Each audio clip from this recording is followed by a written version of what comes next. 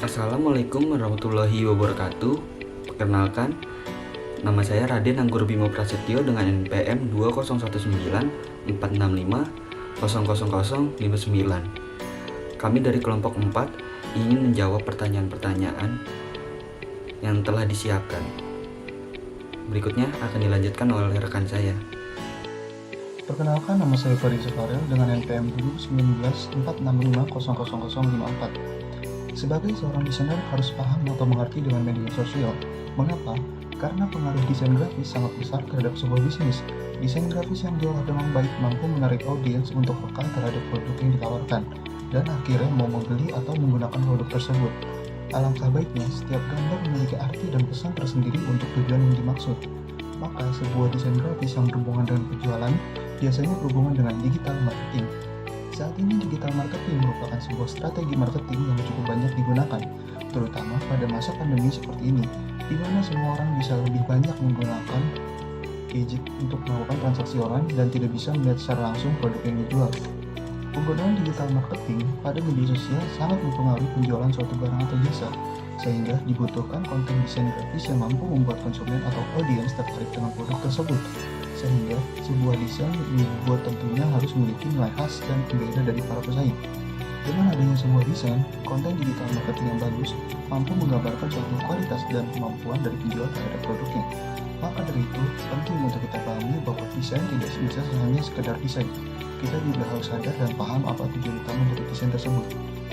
Dilanjutkan oleh rekan saya.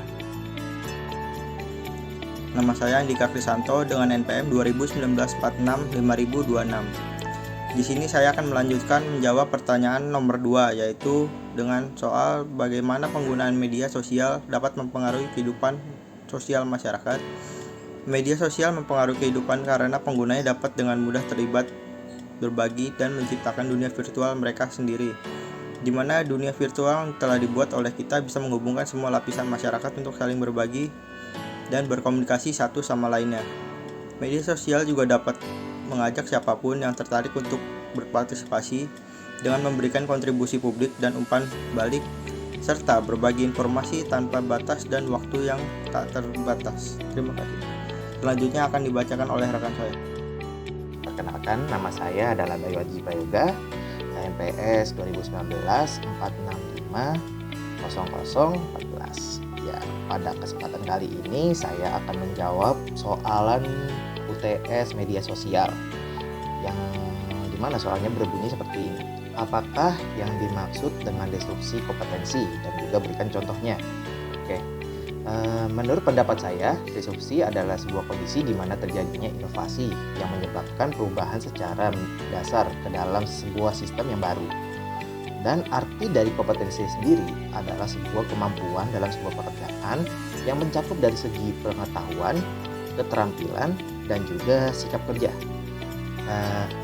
Lalu kemudian arti dari disrupsi kompetensi itu sendiri bisa berarti seperti sebuah inovasi untuk membuat sebuah perubahan yang besar maksud saya pada seseorang untuk melakukan sebuah pekerjaan, baik itu pengetahuan, keterampilan, dan juga sikap kerjanya.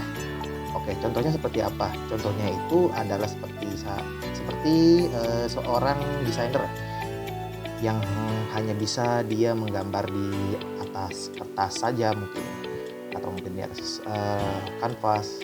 Lalu kemudian dia mencoba hal baru seperti belajar menggambar digital. Lalu kemudian dia mencoba mempelajarinya dan akhirnya bisa menggambar digital tersebut. Hal tersebut yang dinamakan disrupsi kompetensi, yang dimana seseorang desainer tersebut membuat inovasi untuk mengembangkan kemampuan gambar yang dimilikinya. Oke, kemudian jawaban nomor 4 akan saya berikan kepada rekan saya. Nama saya Iksan Nugroho, NPM 2019 465000027. Di sini saya akan menjawab pertanyaan, apakah penerapan UU ITE efektif dalam mengatur penggunaan media sosial?